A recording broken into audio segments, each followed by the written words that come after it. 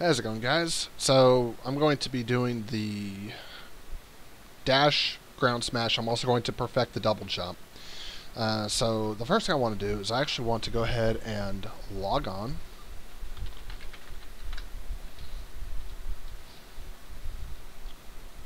And I'm going to click on Get Latest. So this way I can make sure that I have everything I need. So let's see. I'm going to want something. Well, I know I'm going to need the metric scene. And I'm going to need... I'm probably going to need these right here. So I'm going to go ahead and check all of these out.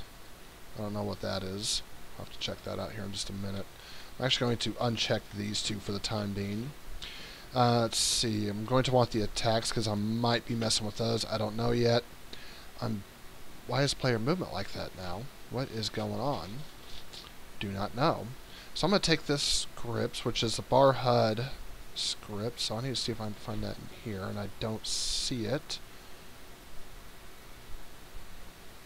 Ah, that's why. Okay. I don't think I need to mess with the camera follow script, although I might modify it some. So we can go ahead and grab that. And that should be it. So I'm going to go and check these out.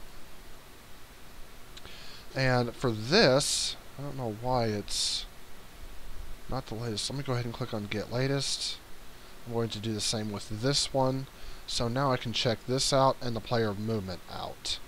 So I have all the scripts checked out, and I shall also have the metric scene, which I do.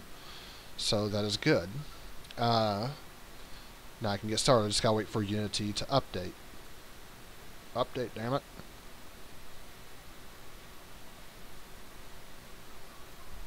Any day now. Reload. There we go. Alright, so now we are starting off. I'm going to double check the player. So go attack, there's not going to be anything there.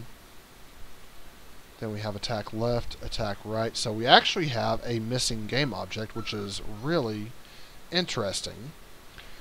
So what we're going to do is we're actually going to create a prefab of the player. So let's go ahead and go into scripts, I believe is where I put it for some odd reason. Player scripts, and here we go. So we have attack right. We need to put attack right in here. Click on attack left, and that is attack left. Alright, awesome. So I'm going to click on prefabs. I'm going to go ahead and create character prefabs. Let me go ahead and do this real quick. I'm going to create a prefab of the player. This way, anything I edit with the player, I can just edit the prefab directly, and that'll be alright. So in here we have the health bar, stamina bar, energy bar. I don't know who created those, but good job, guys. We actually don't need the player attack script on the object here, so I'm going to go ahead and double click on this prefab. Okay, if you don't want to open that way, I'll open you this way. Now what? Bastard. So I'm going to remove this component because the player does not need that attack script. Only the left and right need the attack script. Oh, that's interesting. Well, this should be fine. So that's good. Let me go through here real quick. And that is good. Okie dokie. So let's go ahead and start with the jumping. So if I hit play, actually I'm going to stop playing, and I do have a reason for this. I actually want to take the double jump power up and move it over here. This way it'll be a little easier for me to just grab it and go. So I grab it and I go. So that looks fine right there. She gets a little bit of height, but that's fine. However, when she's falling down, that kind of sucks. And when she's going upwards, is what it's doing is actually adding the velocities together. And right there is where I want it. So essentially is what I need to do is I need to make it where the vector only falls so fast, and when it stops, it's basically creating a clamp. I don't know how else to describe it. We're basically just going to create a clamp.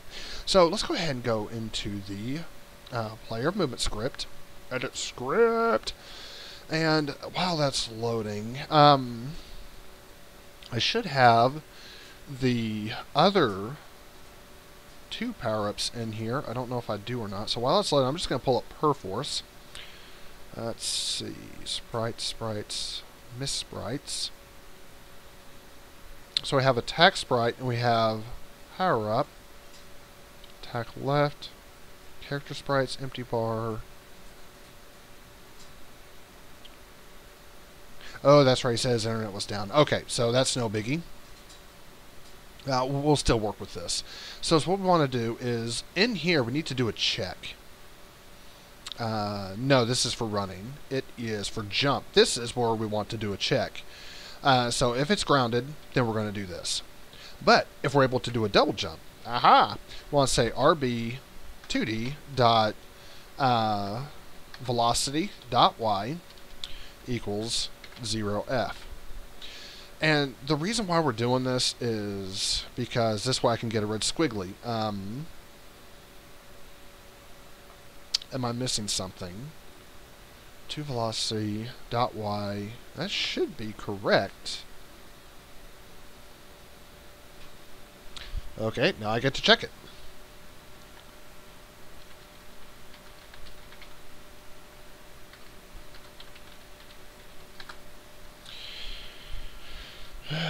Go in here.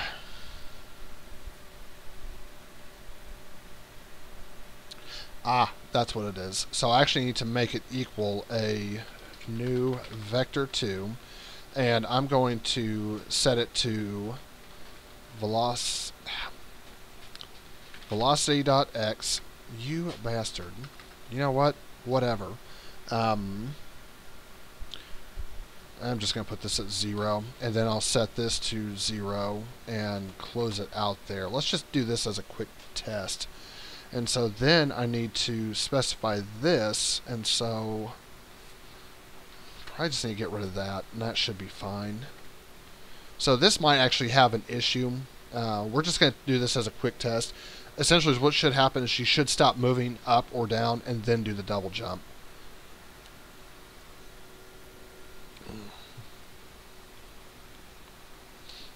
And so I don't just want to clamp it when she's going down. And the reason why, because that's only going to change the speed.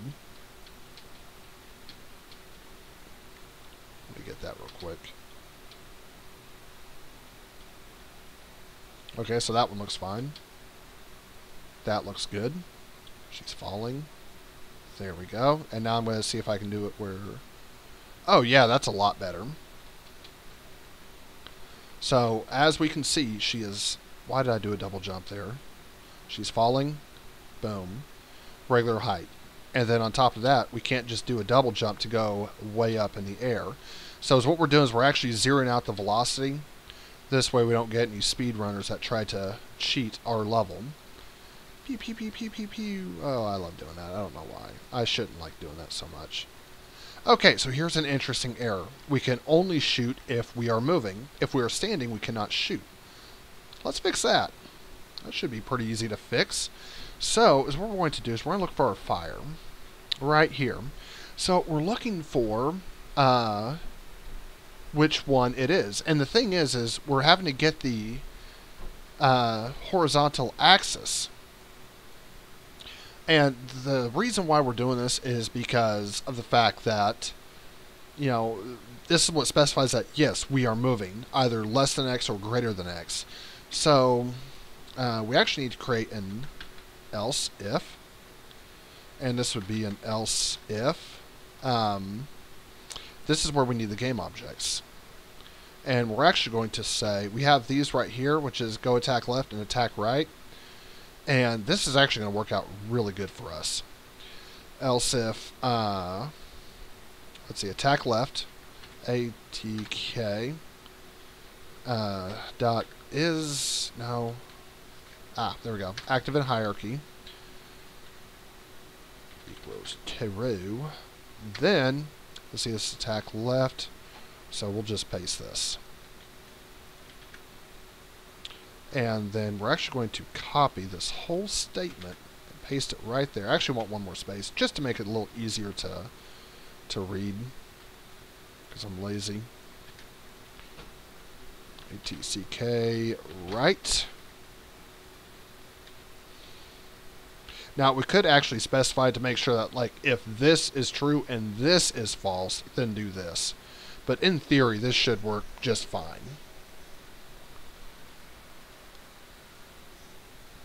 Oh, my bad.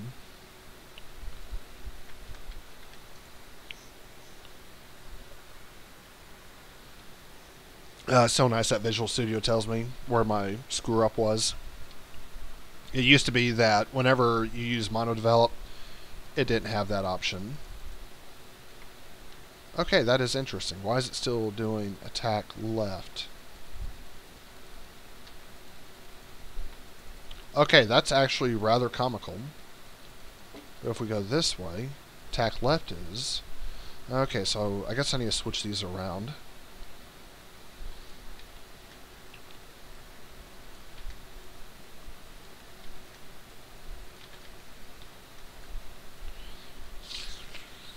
That is weird. I don't know where I screwed up, but hey, things happen. Easy fix, no biggie. Now we'll notice that when we start, we're going to get some weird results. But now you'll see once it's actually running, it's working. So I'm not moving and I can shoot. And I can also move and shoot, stop, and still keep shooting.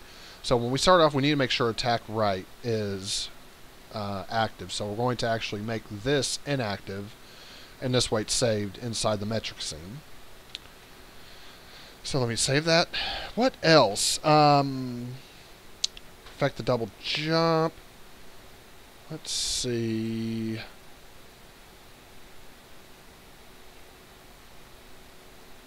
Okay, well, you know what? Neil actually has a dash and a ground smash. So I'm actually going to open those up. Okay, there's that one.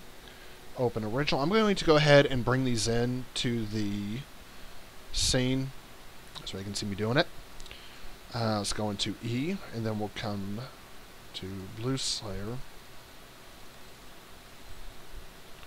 Sprites, and this is Miss Sprites. I will save that in there. Neil did an excellent job. I was actually telling him I think he did a better job than what I could have done. So, Neil, if you're watching this, kudos again, my friend. You did an awesome job on those. I cannot stress that enough. So now we get to start working on Dash. So let's go ahead and do that. I'm actually going to go ahead and set these as sprites, and I'll hit apply. I'm going to go ahead and bring these up in here. Now these are a little large, so I'm going to go ahead and scale these down. But Jimmy, you told us never to use a scale. I did. You are correct with that. The reason why I'm using a scale for these, because these are not UI elements. And so I have a little bit of freedom when it comes to scaling these. And the reason why I'm okay with scaling them, because I plan on scaling them in the animator too. I'll do that here in just a second. For now, is what I want to do is I actually want to move the player back. So we're going to have this, then we're going to have, let me go ahead and bring this down here. We want ground smash right here. And so is what I want to do, oh, I'm sorry, ground pound. Why is this ground pound? This should be, okay, you know what, screw it. The name of this power-up is officially ground pound. So we have this object right here, which this is DBL PU, double power-up. And so we're going to click on this one. Let's go ahead and add tag. So this is called ground pound, so we'll say GND, PND, ground pound. And then we have this one right here, which is just dash. And so is what I want to do is I'm actually going to create another script.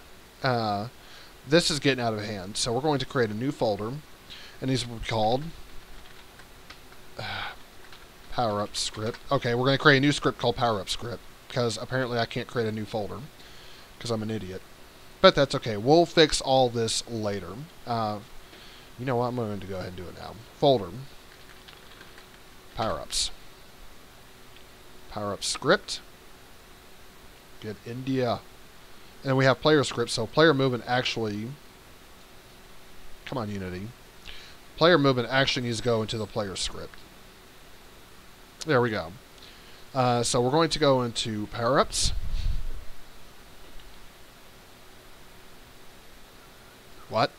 My brain just broke. Power-up script. Here we go. That can go in power-ups. Get out of here. You're unwanted. Fucking Unity.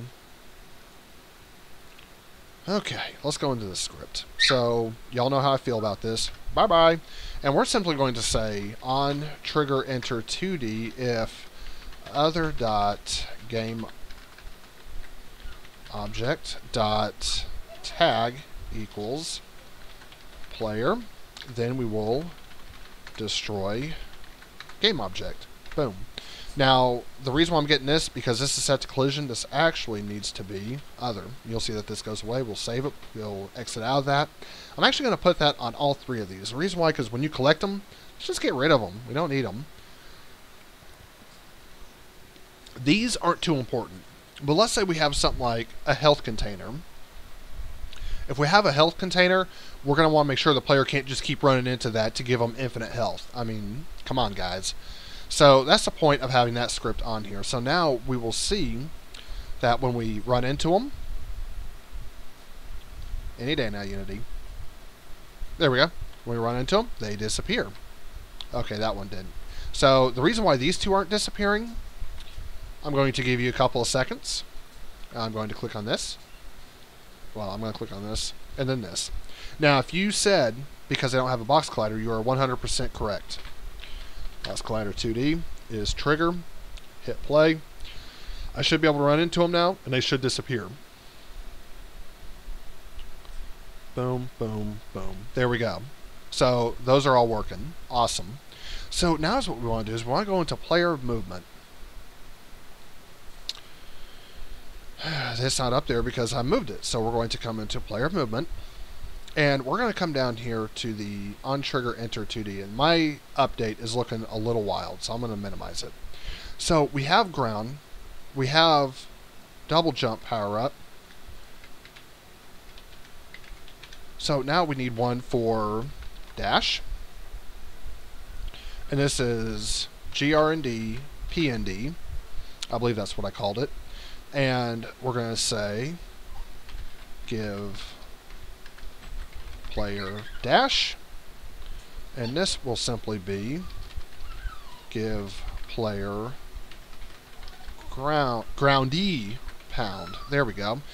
So I'm actually going to come in here. Let me go and make sure it was, oh, see, I don't even have it tagged. GRND PND, that is correct, and this one needs to be dash. So the next thing we want to do is we want to say we have right here, so I'm actually going to copy this bool, and we're going to get an error here for a second. We'll say has dash and can dash. So has dash will be our power up. And in fact, I'm going to add that on there. Power up. And can dash, we're actually going to set a timer, so the player can only dash so often. They can't just spam it and keep destroying enemies left and right. We're actually going to create one more private bool. Private bool, and this will be has ground pound power up, and we'll say can ground pound. Alright, so now that we have done that, we're going to say has dash power up equals true, has ground power up equals true, can dash equals true. And we're not going to say can ground pound equals true. And the reason why, because a player should not be able to ground pound as soon as they get that. We need the player to be in the air.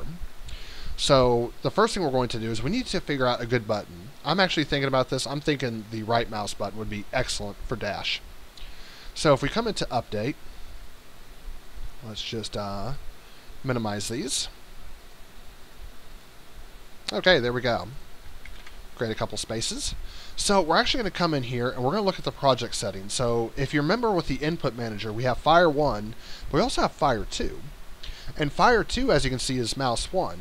If you remember what I told you from one of the previous tutorials, you have this right here.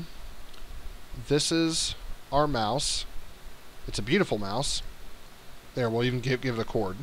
So we have this configuration with the wheel in the middle. This right here is mouse 0. This is mouse 1. And this right here is mouse 2. So I want them to be able to right click and be able to do a dash. And so we can see that this is called Fire 2. And so what we'll do is we'll come in here, we'll say if input dot get button down fire 2. So now we're saying, okay, if they push this button, then what are we going to do? We're actually going to need to create a timer. What kind of timer? Well, it's a kind of timer that will check to see if enough time has gone by for them to be able to do a dash. But for now, we're just going to create a dash. So is what we're going to do here is we're going to say if we actually need to say has dash power up, then we're going to do another check. So it's only checking this every time they push down on the button. Then we're going to say if can dash, then we'll do something else. So it's waiting. Have they pressed the button? No. Okay. Next frame. Have they pushed the button? Yes. Okay. Oh, they have the dash power up? Okay. Then it'll say, can you dash? Yes. Okay. Then we'll do that. Otherwise, if you don't have the power up, it's going to say, oh, you push the button? Okay. Do you have the dash power up? No? All right. Leave. So that's essentially what it's doing here. That's why I'm setting them up exactly like this. If we do have the dash power up, we want the player to be able to shoot off. So up here, fire 1, there's what I'm looking for. We have left, and for some odd reason, I don't know why this is I think I just got these mixed up. I think that's all it is. But we want to check to see which one of these is active. So if this one is active, we will do something.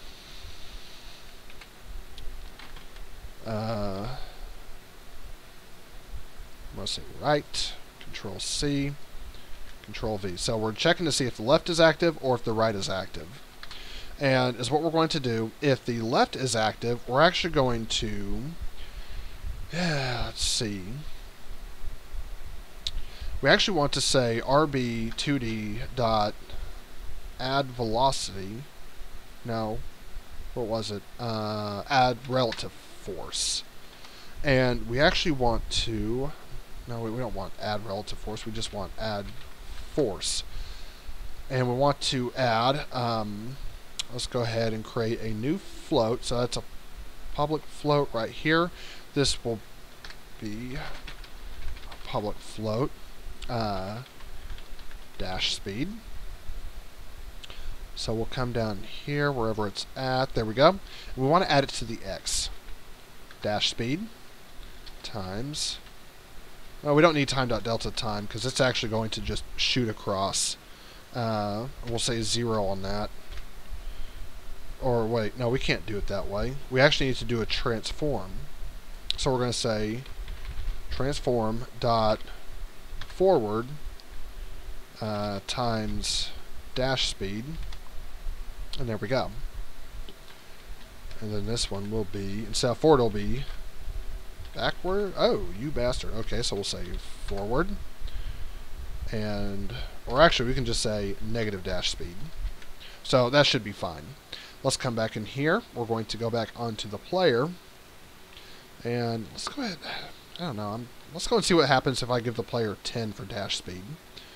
Click back on player. I'm going to come down here. Dash speed 10. Okay. Like that. So nothing is happening. Yay. I'm going to set this to 100.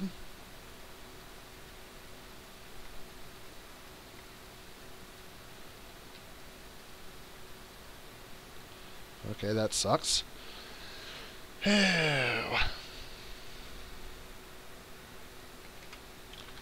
Debug.log. And if this doesn't work, I know another way that we can make it work. Think about it for a second, but I'm sure I'll remember it. And so if we see this debug.log message here in the console, then we know we're good.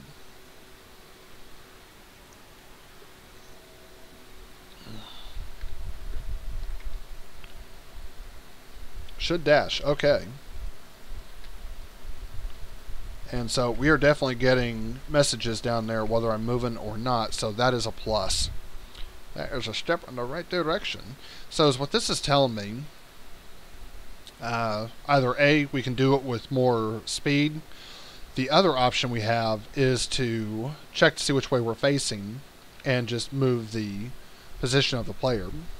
Only issue with that is that when you do that, the player will actually instantly they'll just transform, if you will, because we're only calling this on one frame. That's whenever you push the button down. I'm actually going to come up here. I'm going to look for the game object. So we don't need go attack. That will get rid of those warnings. Some of them anyways. So right here is what we want to do. We're actually going to create a bool. And we'll say dashing equals false. And we're going to say, I don't know if I can do that way or not. Yeah, I don't think I'll be able to do that.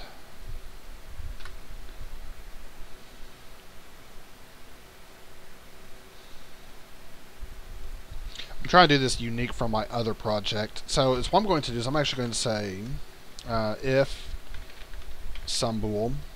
So what's going to happen is I want to set some bool to true. So I'm going to come up here and we have a private bool. We're going to say is dashing. And down here we're going to say is dashing equals true. And we're actually going to Control C. We're actually going to paste that under here. We're going to take this and some bool will be that. We'll say is dashing. And we're going to get rid of this. And so is what this is going to do. We actually don't even need that. Because what this is going to do is it's going to set dashing to true. So then it'll look at this and it'll start moving the character. And we're actually going to say transform.translate. And we're going to say this will be dash speed times time dot delta time. And we're going to take this, Control C, paste it under here, and take this, Control C. If I have to create a new velocity, I will. But for now, we're going to set it like this. So once I hit it, I should just start going like crazy. And I'll fix that here in just a second. So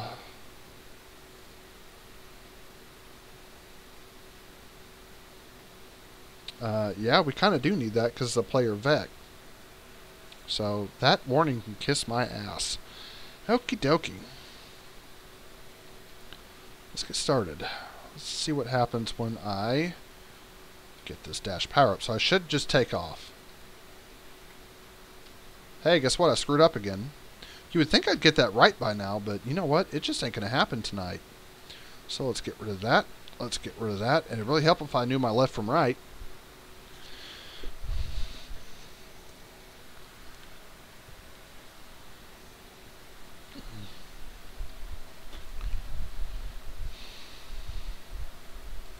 Any day now, Unity.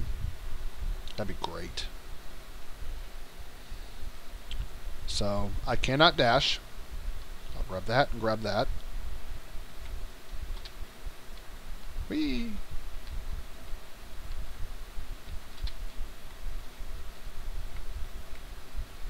As what's really interesting is I'm actually gaining speed if I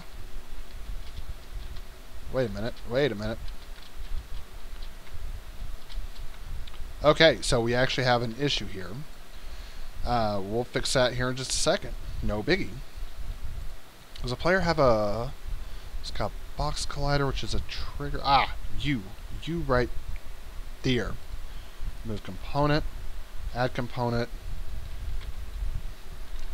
Capsule collider 2D. And I'm actually going to make this a little smaller. So we'll shrink that in right there. And right there. There we go.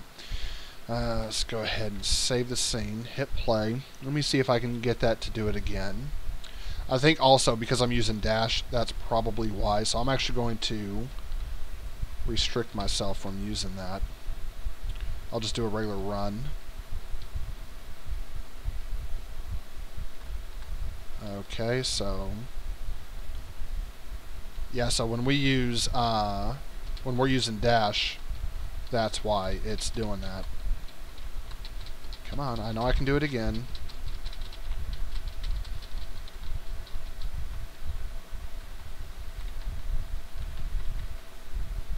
There we go. Yep, I can get through the walls. Your walls do not stop me. They are puny. Okay, seriously, quit screwing around, Jimmy. Alright, so dash works. So what we need to do is we need to do a timer. And we need to say, in here we have if dashing. So when you come up here, we're going to have a float. We need a private float. We do not have a private float, so we will create a private float. Private float, and this will be called dash timer. And so what we're going to do is we're going to come down here and we're going to say dash timer minus equals time dot delta time. And so after that we're going to say dash time. Oh wait, we need to say if dash timer is less than 0, then dash timer. We're going to say, let me think. Well, first we'll say is dashing equals false. So that will take it out of this loop. And we actually need to come up here, dash timer. We're going to make that equal to, actually, let's go and change this to a public float. I don't have public floats up here. You know what? Screw it. Control C. Let's go and just put all this on one line. Then that can go away. So we have dash timer up there, and we have is dashing equals false, but we also need to reset the timer. And so what we're going to do is we're going to say dash timer equals whatever value we set. So for now I'm just going to say, yeah, I'm just going to say 3. Screw it. I guess I could create a float in here and set it to that, but I don't feel like it. So let's go ahead and test it.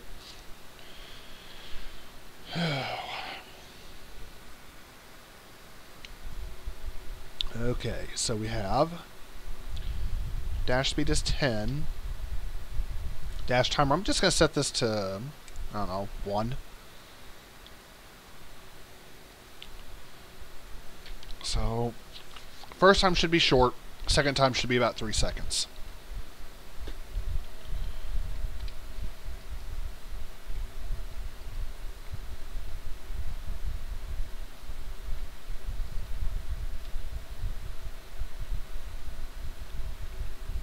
Okay, so what I want to do,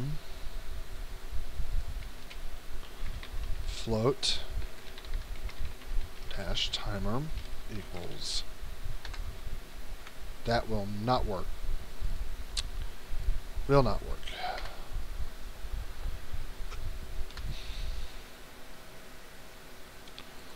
I'm actually going to say 0.5. I think 0.5 would be good. So if we come in here and set dash timer to 0.5, and then I can take dash, move dash closer because that's just way too far for me to walk. Really.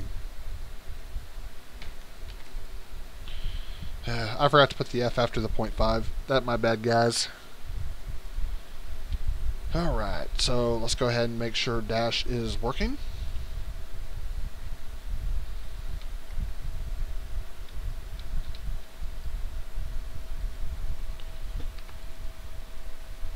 Okay, so next thing I want to do, and that is working, so yay, dash works.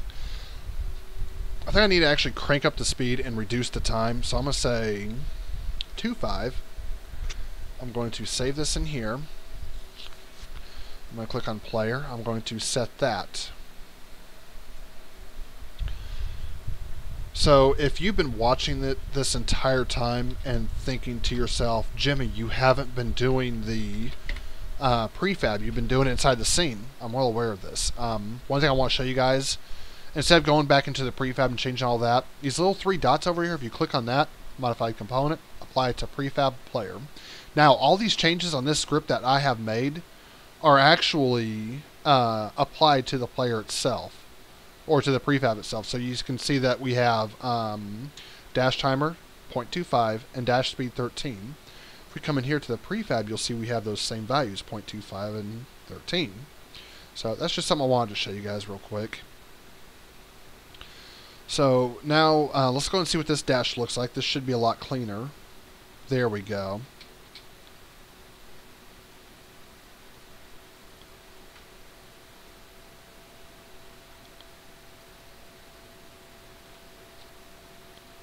I actually like that. That actually looks really clean.